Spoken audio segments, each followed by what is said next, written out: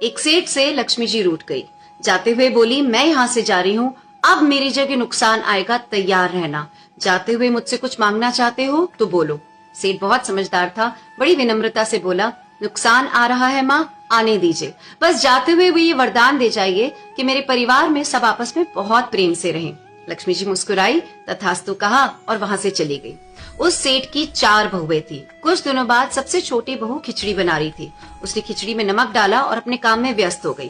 तभी दूसरी बहू आई, उसने खिचड़ी को चखा नहीं, उसमें नमक डाला और वो भी अपने काम में व्यस्त हो गई।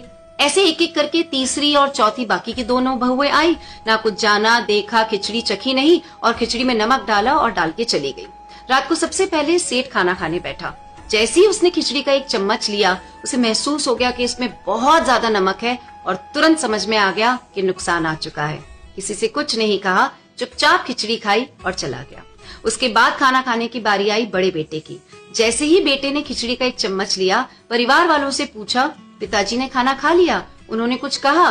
तो बाकी सबने जवाब दिया, हाँ पिताजी ने तो पहले ही खाना खा लिया, लेकिन किसी से कुछ कहा नहीं। तो बड़ा बेटा भी चुपचाप उसने खिचड़ी खाई और चला गया। ऐसे करके परिवार के बाकी सारे सदस्य एक एक करके आए, अपने से पहले वालों के बारे में पूछा, कुछ नहीं कहा, चुपचाप खिचड़ी खाई और चले गए। रात को सेठ जी के सपने में नुकसान आया। हाथ जोड़कर बोला, मैं यहाँ से जा रहा हूँ, मैं यहाँ नहीं रह सकता। तो सेठ जी ने पूछा, क्यों, क्या हो गया?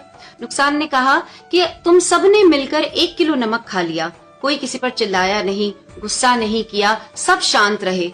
जिस परिवार में इतनी सुख शांति, आपस में इतना प्रेम हो, मैं वहां नहीं रह सकता। समझने वाली बात यह है कि जिंदगी है तो उतार चढ़ाव, सुख दुख, फायदा नुकसान सब चलता रहेगा। जिस परिवार में आपस में लोगों में प्यार है, सुख शांति है, छोटों में आदर और बड़ों में बड़प्पन है, उस परिवार का कोई भी नुकसान, कोई भी आपदा कुछ भी नहीं बिगाड़ सकती।